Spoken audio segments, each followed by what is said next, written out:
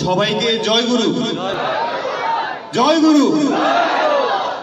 খুব ভালো লাগছে এখানে এসে। আমার নাম অভিজিৎ ঘোষ, আমি আপনাদের এই পাশের ছোট্ট রাজ্য আগরতলা থেকে এসেছি। আমরা যারা দেওঘরে যাই অবিন্দাদার এই আচার্যদেব এবং অবিন্দাদার লীলা কিন্তু দেখতে পাই সচক্ষে। একটা ছোট্ট গল্প, ছোট্ট অবিন্দাদার একটা লীলা বলে আমি শেষ করছি। কিছুদিন মানে কিছু মাস হয়ে গেছে, এক মা আর এক ছেলে দেওঘরে গেছেন। এক মা এক ছেলে দেওঘরে গেছেন, তারা কখনো দেওঘর যায়নি, অবিন্দাদাকে কাছ থেকে দেখেনি এবং ওই অবিন্দাদাও ওই মা আর ছেলেটাকে কখনো দেখেনি। মা গিয়ে বলছে যে আগে আমার আচ্ছা অবিন্দাদার কাছে বলছে আগে আমার ছেলেটা কেমন জানি হয়ে গেছে, পাগলের মতো ঝিমায় কালি বাড়িতে বসে বসে, কালি ঝিমায়, ও কিছু কারোর সাথে কথা টথা বলে না, কিছু বলে না।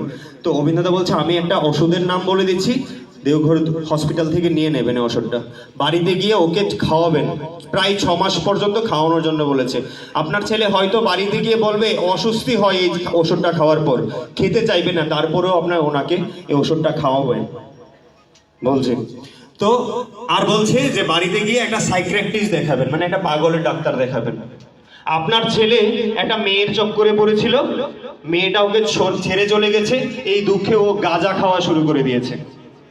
অবিন্দাদা কোনোদিন ওই ছেলেটাকে দেখেননি, ওই মাটাকেও কোনোদিন দেখিনি। বলছে ওই মেয়েটা ছেড়ে চলে গেছে, আপনার ছেলে এই দুঃখে গাঁজা খাওয়া শুরু করে দিয়েছে। ছেলেটা এইভাবে মাথা নত করে আছে অবিন্দাদার কাছে।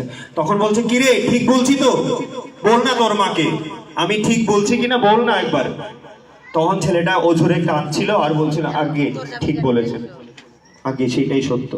অবিন্দাদা যে পুরুষোত্তমের রেতদায়ী পুরুষ, এটা আমাদের বোঝার কোনো অবকাশ নেই।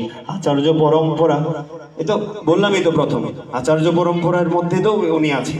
এই ওনার আশীর্বাদী এবং ওনার আশীর্বাদী আমরা সব চলছে, সব করছি। আর একটা লাস্ট বাণী বলবো, শেষ।